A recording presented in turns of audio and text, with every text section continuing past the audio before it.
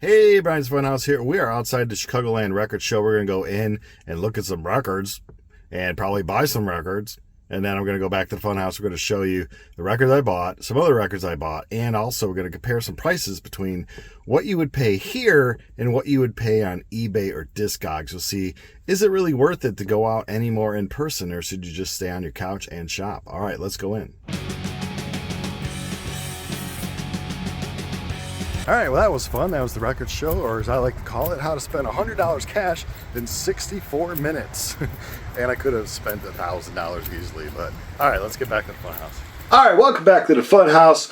I got tons of stuff to show you from the show and from purchases before the show. Stick around, lots of great stuff. Let me know in the comments below if you like going to record shows or just sitting on your couch doing Discogs, eBay, Marketplace, whatever, to get your records, or you like going out there. Record shows are good. I like going to record stores, and when I get the opportunity, for sure, I'm going to record shows. Let's get to some of those comps right away. I figured it'd be fun. Hey, you can sell your records for whatever you want. I personally, when I go to a record show, I look for somebody that's I look for two things. Somebody that's trying to sell off some of their collection because they just want to get rid of stuff, and that way it goes from that person to me. It doesn't go to a flipper or a middleman person who's going to obviously tack on some more and more. Or I look for stores that are, just getting rid of stuff or bringing their inventory there. Because the problem is, when you're going to somebody, a lot of the people there, of course, are buying off of Marketplace, or they're just purchasing people's whole collection, and then they're adding cost, obviously, and then selling it to you. Just as a store would buy from a wholesale distributor, add something, and then sell it to you. So no matter what, you're going to pay extra unless you go right to the source. If you order your albums from the album company, or like I said, if you're the one that buys right from the person that's selling their collection, hopefully get a good price. Anyway, I figured it'd be fun to look at some of these comps. Nirvana Revisited, $35 they had it there. It is a compilation from groups performing Nirvana songs. You could probably, and again, in person at these shows, you could probably be like, I'm interested in 30, or if you buy 2 or 3 or 4 albums, they're always willing to do a deal. So these prices obviously aren't set in stone at shows, especially at stores, of course, but shows not so much. And on eBay, it always has the make the offer option. When people put that on, I for sure use it. But yeah, the Nirvana Revisited, $35 they had it at the show. If you sit on your couch at home, you can get it at eBay $20 to about $35, so $20 plus shipping. You're going to save $10.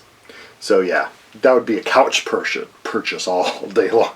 Kiss Originals, the second pressing. At the show, you saw it there for $85. Again, you probably would take a little less than that. However, you're sitting on eBay. Now, condition is everything. You can get it from $20. I've seen them sold $100. I'm only looking at what records sold for on eBay, of course, not what they're listing for. So yeah, 20 to 100.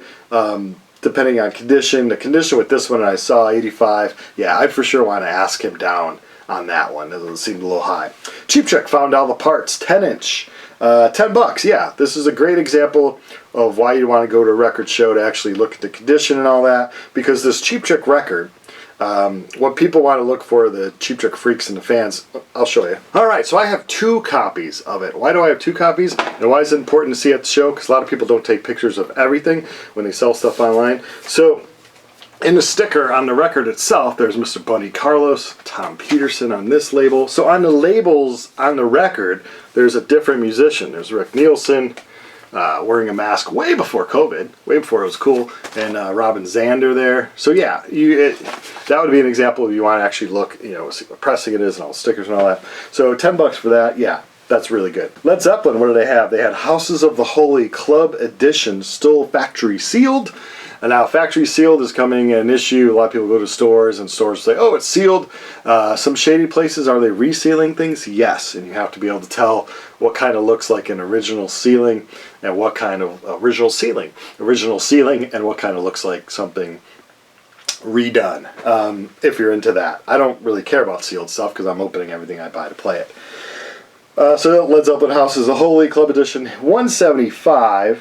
And the reason why $175, I really can't tell if that's good or not, because I've seen them sell on eBay from 50 to about 500, and it all depends on the hype sticker. A lot of people have the bigger white hype sticker, but as you can see here, there's that hype sticker that was for the one for 175 with the new hit single Dire Maker. So yeah, that hype sticker I think is why people are paying a little more. So you can get up to 500, so it was 175 pretty good. Well, if you're a Zeppelin fan looking for that rare album, could be for you. Queensryche, Rage for Order, the kind of that blue circly tint one. This was sealed 110. He had it for a little more than that. I've seen him go from 20 to 60 unsealed, from about 20 to 60 unsealed. So yeah, it would be a little high, but his stand was buy one get one half off, so you got to consider that into it. You know, I don't even know if I have the blue circle one or not. Let's look for that. The beauty of quick editing, so you don't have to look at me, look for records. No, I have the black circle one, not the blue-white kind of tinted one. I still have the hype sticker though, but yeah, this is a great record, man. Rage for Order by Queensryche, right before they came out with the classic Operation Mindcrime. Good stuff from them. Flair, for $275, Seasons in the Abyss, 1990, original pressing, $275. I've seen it on eBay sell 45 to 160, so $275. He for sure I think is factoring in that you buy one you get one half off for those prices. A lot of people do that. They'll put the price up a little bit, and then they say half off all records, and you're like, oh, half off, and that, oh, cool, or buy one get one free, oh. But if you check those prices, usually they're a little jacked up. It's just to get your eye and get your attention. Let's go to some punk rock. Operation Ivy, original, without the barcode on Lookout Records. He's asking $150. Is that good, or should it sit on your couch? Or sit on your couch, you may be able to find that same record from 40 to 70 if you're sitting on your couch. So again, probably factoring that whole buy one, get one half off. Local boys, Naked Raygun. Yes, it's always nice to see them at record shows. Usually don't see them too much because people that bought those records are keeping those records, because Naked Raygun is one of the best punk bands ever. And Throb Throb, 150 he had on it.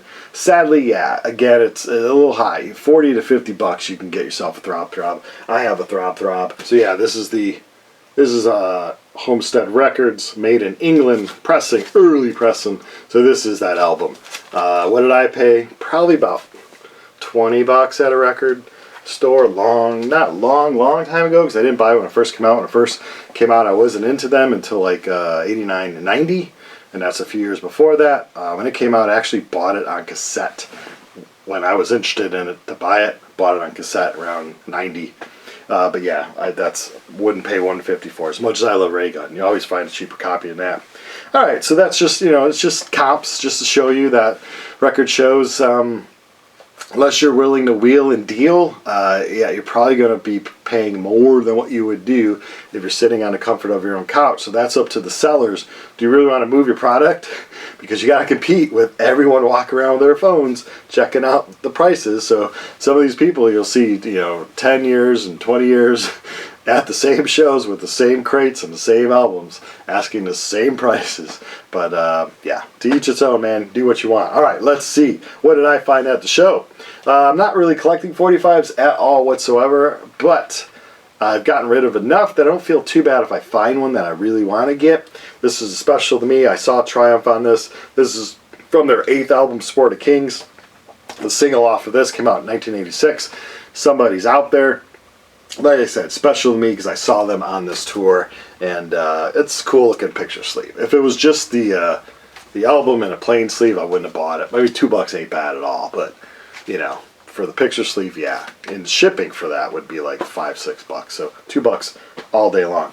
Now, from the guy that I showed you a lot of comps from, he was buy one, get one half off. This is Strife, a band I never heard of. There is a Strife hardcore punk band. This isn't it. This is Strife from the UK. This came out, this is their second album from 1978. This is the 2018 repressing of it.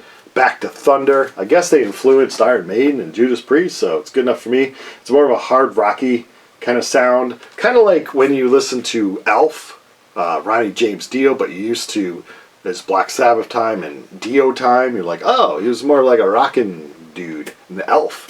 This to me kind of sounds like that. If you listen like Maiden and Priest, you're like, ah, and then you listen to Strife, you're like, ah, more of our rockin' stuff. So Strife, 2018 pressing. It's a yellow and it's a interesting looking color pressing. Some would say hideous. I don't know. It's kind of pukey, like if a bee threw up. I think honey. Well, I guess honey is kind of bee throw up. Anyway, learned something new. So buy one get one half off.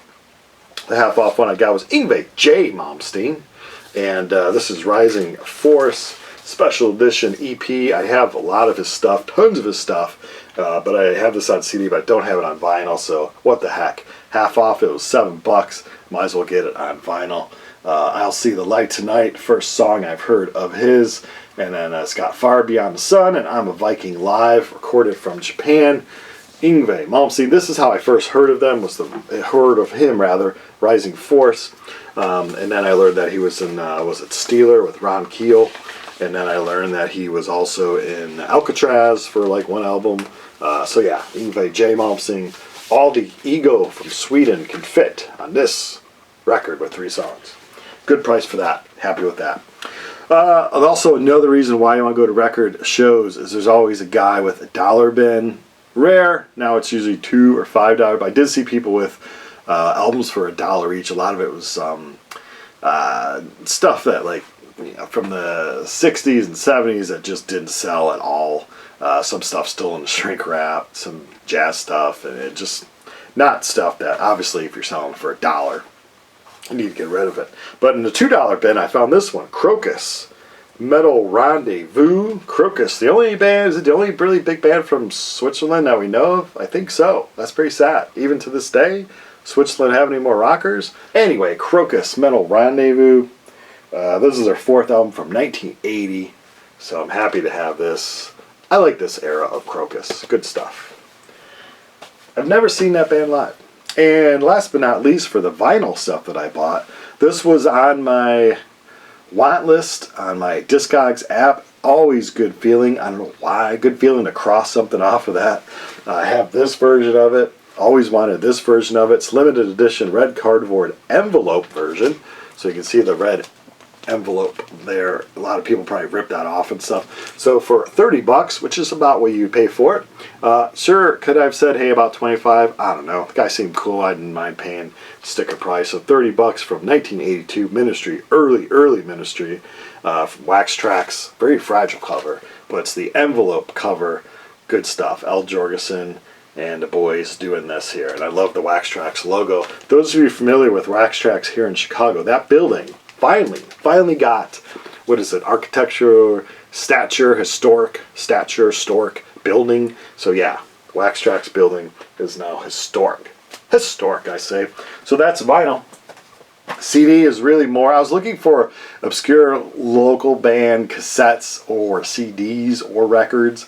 I didn't look through everything. It was, it's always crowded, but I did have a peek-see-boo at some of the CD areas, which is actually about half, I wouldn't say half vinyl, half CD, but like 35% CDs, so it's a lot of CD people there. I was glad to see that. This woman had buy 2 get 2 free, which is pretty much saying half off, but I got the Die Krumps Enter Sandman 1 CD. I just saw Die Krumps when he opened up for Ministry this last 2 months ago, when Ministry was playing early stuff, or was it 3 months ago? I don't know, time flies. And I was really impressed with them. I do want to get their usual stuff, but they did cover Metallica here with 2 songs, Enter Sandman and 1. So yeah, got that. $3, we'll say, half off. The best of Missing Persons. Again, I like these hits albums and stuff because if it's a band that I'm just kind of into, but I don't really want to own all their stuff, you can't go wrong with this. So $5, really $2.50. Missing Persons CD, the best of Terry Bozzio, still going strong. I'll see some YouTube clips of her currently from 2025, but she's still up there singing the hits sometimes. Dale Bozzio is her name. Dale Bozzio. I mean, Terry, it's like Tracy. Could go either way. Either way, Dale Bozzio, singer, is still out there, and she's singing up a song. She's got a crazy story. I think she had a biography, whatever. I don't know, crazy story. Anyway, Clash Combat Rock. Oh yeah, I knew of the Clash before this, but this was the album that really broke them big. A lot of you punk rockers will want to punch me in the face for saying this. I'm just an average Clash fan. I've listened to them millions of times. Love the songs that I love. The songs that I don't love from them, So yeah, that's why they just get a good listen from me, but I'm not one of these people. Same with the Ramones. I don't worship the Ramones. I don't worship the Clash. Love punk rock, but those bands, I can just hear them and, all right, do I need every single thing from them? No. I like some of the songs and I don't like some of the songs. Anyway, Combat Rock from the Clash, of course. Should I Stay or Should I Go? I got the 12-inch single that. Rock the Casbah. And good stuff. Know Your Rights, Car Jammin'. This is the one that put them over the top, thanks to MTV playing it. This is their 5th one from 1982. Man, I'm just tired. All right, Supertramp, their 6th one from 1979. I had this on my eBay want list. I was gonna get the remix version with, I don't know, I think it's just remix, but hey, when I saw this here for $4, it was half off. Supertramp, Breakfast in America, like I said. This is their 6th one from 1979, a favorite of many. Great, powerful stuff. Man, those high notes on that record kill me every time. Yes, their 4th one from 1971, released here in America in 1972. Fragile. Of course, it has Roundabout and Long Distance Runaround. This is the one you want to get. 12, it was actually 6, so 6 ain't a bad price. This I never saw before. I don't think I saw it before. I don't know. Dio had 15 on it. It was half off, again, to draw people in. Oh, half off. So it was $7.50. Holy Diver Live from Ronnie James Dio. Yeah, CD, Ronnie James Dio, live music. Count me in on that one. All right, so that's some of my newer purchases from the record show. Now, if you know me, you know I have a lot of junk. And I go to more than just a record shop. So this actually here is from the flea market. Let me show it to you. Kiss Mirror. You can see the camera. This is the magic breaking down the fourth wall there. But yeah, Kiss Mirror. I don't know if it's Carnival mirror or what, but it's that style. It's obviously rather vintage. The guy had it on a rug with another mirror that didn't look as good. It was like black characters and just more of a plain layout, I guess, and it just didn't look as good. And I was looking at this one, I thought maybe 20, 25, and I picked it up and he's like, $6. Yes. And as I was gonna pay the $6, he's like, do you know you see the other mirror I have there? And I said, yeah, I did. How much for that one? He's like, just give me 10 for both. Okay. So I bought 10 for both, and I realized, yeah, I didn't really like the other one, and do I need 2 Kiss Mirrors? I really like this one.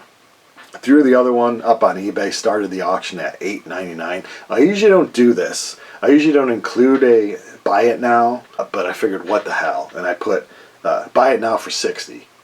Went right up. So I did include a magazine and a few comics I've been trying to get rid of for a long time for just, they're probably worth just a few bucks each. But yeah, I was really happy with the 60 right off the bat. Probably could have got more yet, because when you put a buy up now and it's sold, not lying, within 3 minutes, obviously you could have gotten more because there's an interest for it. But anyway, hey, good for that guy who got the other one, and good for me, because with that profit, of course, I'm always spending it on more music.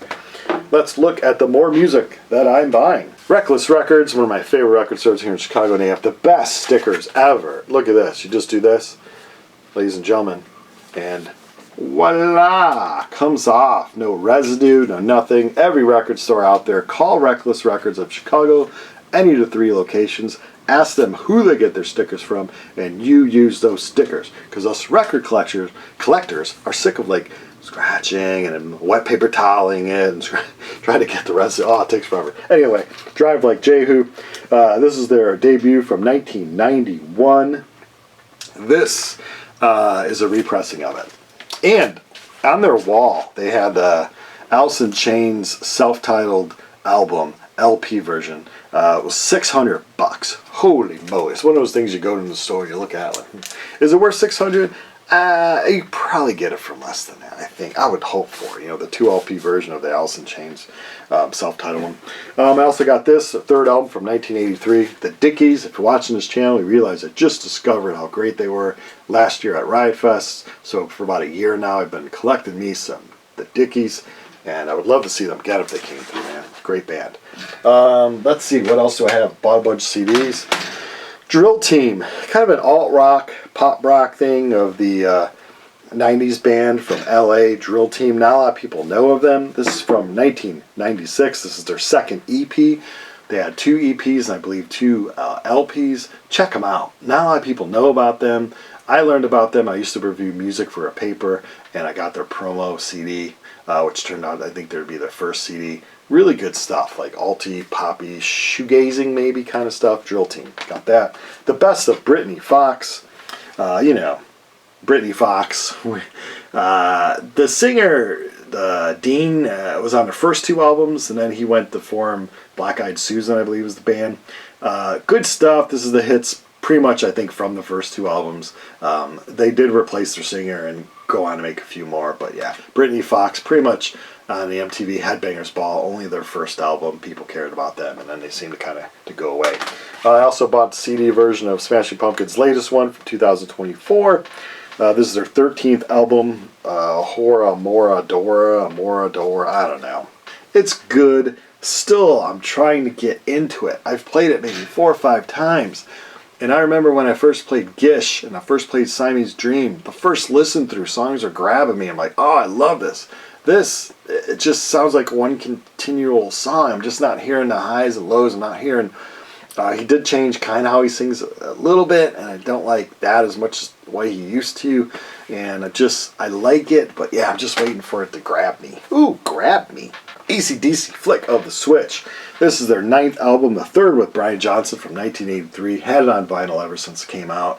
Yeah, something happened between For Those About to Rock and Flick of the Switch. I do like Flying the Wall, which came after this, but the solid AC/DC albums for me personally stopped with For Those About to Rock, ones you can just play side A, side 2, and love every minute of it. Flick of the Switch is growing on me now that I got the CD and I'm able to play a little more in the car, but yeah, Flick of the Switch. Devo, it's always hard to find their albums, early albums on CD, and this is Total Devo from 1988. This is their 7th album. Love when stores get these on in stock from people selling them and stuff. Paid about $10 for this, so I like to get that. Have all the albums. You know, I have a video that show all my Devo stuff. The CD case is cracked, but it's kind of funny because it's Black Flag, their debut. You know, with Henry Rollins, Damaged. Paid $2 for this. Could I put it on eBay and get 15 to 20? Might if I change out the case. Will I? Probably not. Keep it, man. It's Black Flag, the debut with Henry Rollins, who's still with us, still talking about everything. He probably has a YouTube channel. He probably has 6 YouTube channels, that Henry Rollins. Local H. This is the big one from them. This is their 2nd album from '96, As Good as Dead. This has the big song Bound for the Floor, which kind of broke them on MTV and all that stuff. They are local boys from the Chicago suburbs, so Local H. I do have another one of the records and I enjoy it, so that's the big one. Can't wait to listen to that one. I was at a store. I had a $10 off coupon, so even though this says 20 right here, I only paid 10 for it. Iron Maiden, again like the Triumph, saw them on this tour, the Summer in Time tour. This is 12-inch of Stranger in a Strange Land for $10. Heck yeah, I even changed out the little sleeve and put it in a really nice one. What did I get? 2 more CDs. I think these were eBay purchases. NoFX Coaster. This is their 11th album from 2009. It sits around mid to low. Is it my favorite NoFX? No. Is it the worst NoFX? No. But like I said, they have like a million albums out. It sits between the mid and the lower, but always good stuff from NoFX. Janie Lane, singer of Warrant, of course, from 2016. He sadly passed away in 2011. This is the Catch a Falling Star, so he's singing songs from Judas Priest, Def Leppard. He's got Jakey Lee joining him here, George Lynch, Tracy Guns, Chris Holmes. So yeah, he's singing some Van Halen, some Zeppelin. So Janie Lane. Sad to lose him, man. As much as Warrant, I love the first album, and I kind of dropped off them with Cherry Pie. I do like the 3rd one. I have the long box of it somewhere. There it is. Dog Eat Dog. Yeah, he's a good singer. It's good stuff to get. Last but not least, I got some bootlegs. I should do a video just about bootlegs, the ones that are good and ones that aren't good. AC/DC bootleg. The sound is okay. You feel like you're in the room. You feel like you're probably in the back room in the cheap seats with beautiful Bon Scott singing. Man, it doesn't get better than that. Perfection, rock and roll perfection with Bon Scott singing. And the boys, yeah, it's got, what has it got on it? Hell Ain't a Bad Place to Be, Kicked in the Teeth. Yes, Live Wire, songs like that. So, is it good? Yeah. Is it great? I think I paid $25 for it, so I'm happy with that price. But yeah, the sound quality is just average. This blew me away. The sound quality is really good. This is from an FM broadcast. I actually have a poster that has an advertisement for that show, and boom, 1980 Rush 2112 in concert. The tour was 80, so they're not touring off of 2112. But anyway, it's the Violet. I'm wearing a shirt that says Violets. I still screwed up. Great Chicago band. Check them out. The Violets. Go to Bandcamp. They have an EP. I've already said that on this channel, another video. But man, check them out. I think their handle is This Is the Violets, but they're just called Violets. Oh man, good stuff. Anyway, I digress. The Violet version of Rush 2112. I think I paid $20 for this as well. In concert, 1980 concert. Great set list. And the songs here, like I said, they do the 2112 album. They also throw in Spirit of the Radio, Natural Science, Xanadu. This is from the Kiel Auditorium, I believe in St. Louis, on February 12th, 1980. February 12th, 1980. I was I didn't turn 9 yet. I was a little 8-year-old boy. I wasn't allowed to go drive down to St. Louis 6 hours to watch Rush as an 8-year-old boy. Damn it, my parents. Damn it. Thanks for watching.